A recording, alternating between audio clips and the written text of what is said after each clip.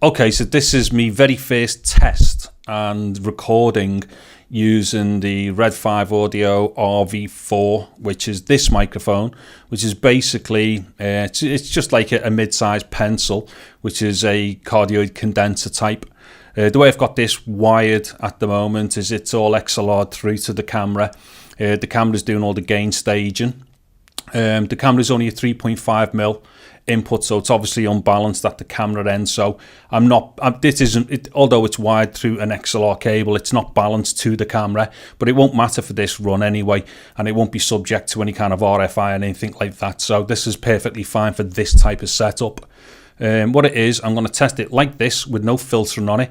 Then I'm going to apply a filter to it. Then I'm also going to test it coming in on like a boomed position, as it were. Right now, I won't be surprised if it's going to be picking up plosives and subject to wind distortions and stuff from your voice. That's not a problem for this particular microphone. That's just a problem that you will have with any cardioid this close anyways. So yeah, I'm not testing to see if this is better than any other mic for plosives and stuff, because it'll just happen with a mic like this, full stop.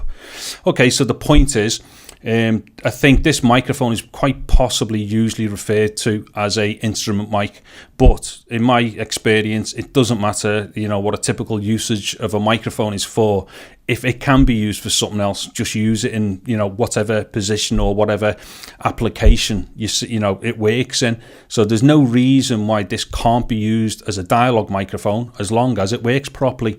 Now, the main reason for me wanting to test this particular microphone as a dialogue mic is because it's self-powered, or it has the option to be self-powered, which is what it is doing right now. I've put a fresh battery in it, and the reason for that is because it may well lend itself to being a great dialogue type mic for like multiple instances indoors and outdoors, and especially because it can be self-powered. Anyway, there's a fair chance of probably being plosiving as this is going along, and I'm not holding back from it either. This position is a very close dialogue position and will be subject to the plosives and stuff. So I've not been holding back on it because I'm not trying to, like, you know, cherry pick a take here or anything like that. I want to hear for myself exactly what it will and it won't do. So what I'm about to do now is switch over and use a filter on it just to see what it's like. In fact, let me overemphasize the wind and plosives, and I'll do the same once the filter's on. P, P, P, P, plosive, plosive, plosive. Now, that plosive test there was over the top. That's not what you would be doing when you're doing something like this. But I'm going to do the exact same thing with the filter on to see what that does. So I'm now going to switch to the filter and continue with the test. Okay, so I've now got this Movo filter on. What it is, these are basically rip-offs of the Rycote Super Softies. You can pick these up for between £10 to £15 for these sizes, which is perfect for this kind of priced microphone. The thing is, I have a Super Softie setup, but that's for my for me shotguns. And the problem is, well, two reasons why I'm not going to put it on this one is because the Super Softies are too big for this particular length of body. And on top of that as well, I'm never going to recommend to someone that, you know, if I turn around and like this microphone, for instance, at the end of the day, and think it's brilliant for doing like a number of, like, you know, dialogue things, I'll be putting this on my main YouTube channel as, you know, a recommendation for a really good budget dialogue mic. Now, if that's the case, I'm not going to say to someone, spend 35 quid on a mic and then go and spend £100 on a wind filter for it, because that's just not going to happen. So basically, the type of wind filtering would be one of these two that I would recommend for it, which it definitely will need. It'll need it for this position. I mean, hopefully this one is cut out a bit more plosive than if the previous take was doing too much of it. If not, I'll do a separate test with this. I'm not going to sit here and go through a ton of filters right now. This is just to give me a very quick idea as to tonality and stuff. So hopefully, anyway, this is reduced it a bit.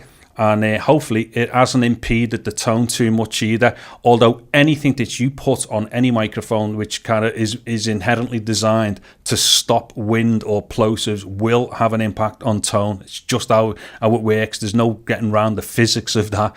But hopefully it hasn't destroyed the tone, as long as we like the tone in the first place. So yeah, that's basically a bit more blurb and explanation as to what's going on. So what I'm going to do now, I'll do the plosive thing now and then do a bit of silence, and then I'll do the microphone coming in over the top. P, P, P, P, plosive, plosive, plosive, P, P, P.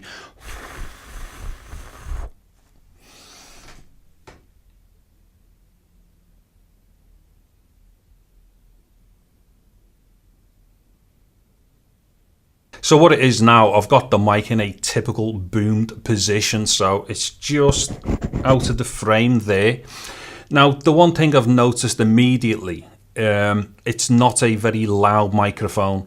Now, whether that's down to it's not sensitive at the capsule, or whether it's just it's electronics and back end just don't throw out a loud signal. Whichever way around that is, I'm not overly concerned at this point. And the reason for that is because it might be a very quiet microphone. Now, if that's the case, and I have to kind of like, sum up somewhere during the gain stage in order to bring its level up, I don't care as long as it's quiet, to start off with. Because it's not always indicative that if something doesn't sound loud, that it's not sensitive. Something can be very sensitive, but just not have a loud output. And also can be very sensitive and quiet. So it's being sensitive and quiet is probably more, what I want to see out of a microphone, especially for dialogue.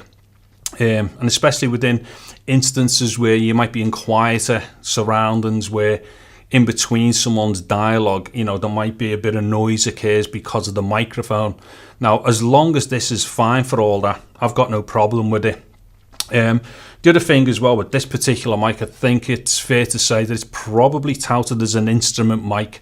Now, that being the case as well, if this was going to be set up against like in a stereo position over a kit or something for like room stuff, or just for a general widespread or something, or if they're going to get used singularly and they're going to be close up, say on percussion instruments or something, or you might even want to mic a piano with them or something, I don't know, whatever you want to do with them as far as instruments are concerned, or getting close on an acoustic or something.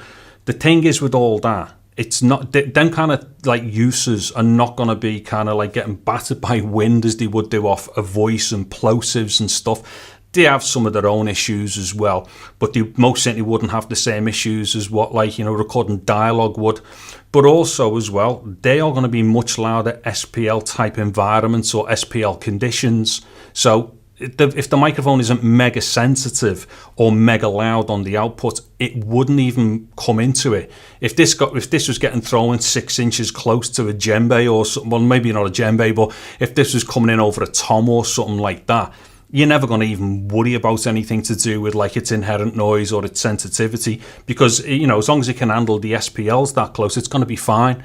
But the idea is for me to just work out and see if it will do something in this position and outdoors and stuff to do with pure dialogue and nothing to do with instruments. So as long as the noise and its dynamic range and stuff and its tonal response is fine, even after being gained in post, then great. And as far as that gaining is concerned, let me just keep an eye on the camera there and just making sure, because I've had to gain it up even more so, but it still doesn't look like I'm getting the healthiest of signals going in, which, yeah, I don't know. I'll gauge all this when I listen back to it. I'm not going to go visually off this. But what I'm going to do, I'm going to get whatever the quietest take is, which is likely to be this one.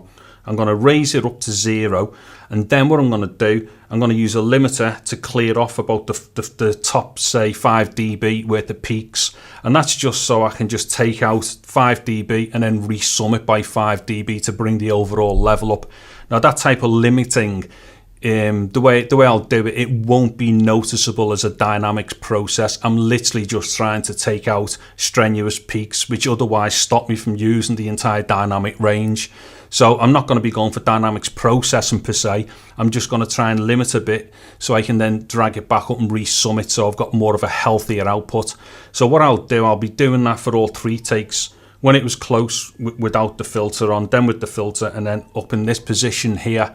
And again, just to reiterate, the whole point of this preliminary test is to see between the indoors and when I eventually do the outdoor stuff, as to, whether this can be used purely for dialogue, because £35 for a self-powered microphone is nuts, and I've got a feeling if it does a decent job, I'll definitely do a proper video from a YouTube, my proper YouTube channel, because obviously this is just going to be a prelim on on my test channel for now. I may even open it up at some point for other people to listen to, possibly if anyone's interested in these kind of things. But yeah, that's basically the short of it. I'm talking too much now. So what I'm going to do is do a bit of silence for this just to gauge noise, and then the test will end after that.